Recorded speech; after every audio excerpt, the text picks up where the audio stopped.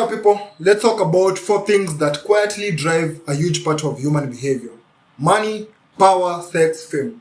Almost everyone wants at least one of these. Some people want all four. But here is the strange part: most people chase them without actually understanding how they work. They see the surface, the lifestyle, the attention, the luxury, but they don't see the mechanics underneath. So let's break it down honestly. First, money. Money is the easiest of the four to understand. Money is simply a tool for exchanging of value. If you solve a problem that people care about, money flows toward you. If you create something useful, entertaining, or efficient, people will pay for it. Businesses exist because they solve problems. Apps solve problems, products they solve problems, services solve problems. And the bigger problem you solve, or the more people you solve it for, the more money usually appears. But here is where people get confused. They chase money directly instead of chasing value creation. They ask, how do I make money?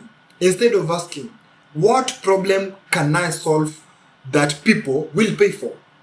Money follows value in the way that water follows gravity. If you focus on value long enough, money eventually appears. Now let's talk about power. Power is not just about politics and authority. Power is simply the ability to influence outcomes. Here, there are many forms of power, according to me: knowledge, networks, reputation, technology, capital, information. The person who controls resources has power. The person who controls attention has power. And the person who controls systems also has power. Think about the biggest companies in the world. They don't just make products, they control platforms, infrastructure, they control distribution, and that is power, according to me. What does power relate to you? What is your definition of power? Power often comes from leverage. Leverage means your actions affect many people at once.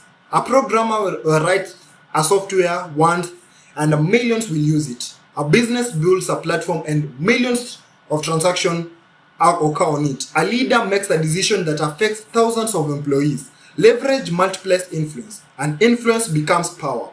Now let's talk more about fame. Fame is attention at scale. That is it. When a large number of people know your name or your work, you have fame. In the past, fame was controlled by few gatekeepers: television, movie studios, music labels, publishing houses.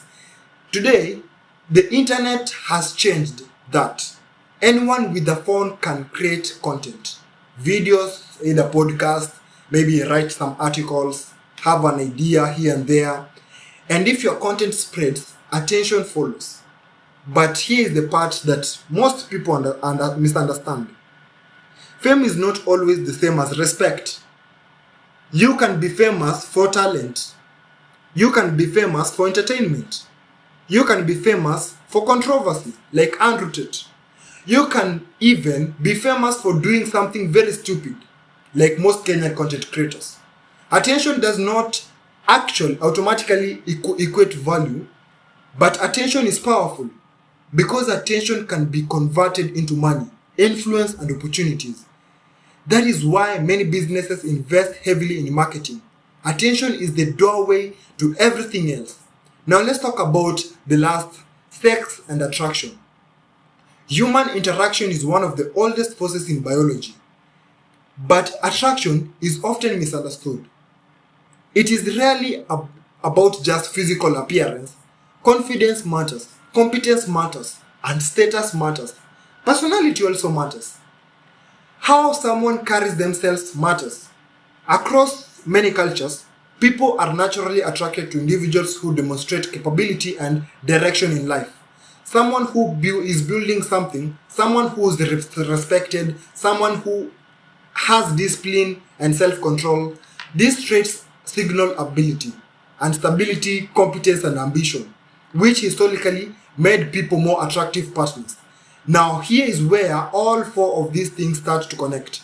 Money creates influence, influence creates fame, fame creates opportunities, opportunities can increase your money gain. They form feedback loops. But here is the truth that most people eventually discover when you are into this game of life. Chasing these things directly leads to frustration. People who chase fame alone often burn out. People who chase money alone sometimes feel empty. People who chase power without responsibility often collapse under pressure. The people who succeed in these forces usually focus on something deeper first: mastery. Mastering skills and building skills, creating things, solving real problems, helping people out. When someone becomes extremely competent at something valuable, attention flows naturally. Money flows, influence flows, reputation flows. The foundation is capability, and the capability takes time to build. That is the part that cannot be skipped. So, if someone wants these things, money, influence, recognition, and strong relationships, the most practical path usually looks like this. Develop a real skill in the real world, solve meaningful problems, build things that help other people, learn how to communicate and connect with others. Over time, these actions create opportunities that many people are chasing. But that path begins by building value and character first. Everything else tends to grow out of there. Hope that was insightful. Subscribe, hit the comment below. See you next time. Comment on what you want me to talk about next. Peace out.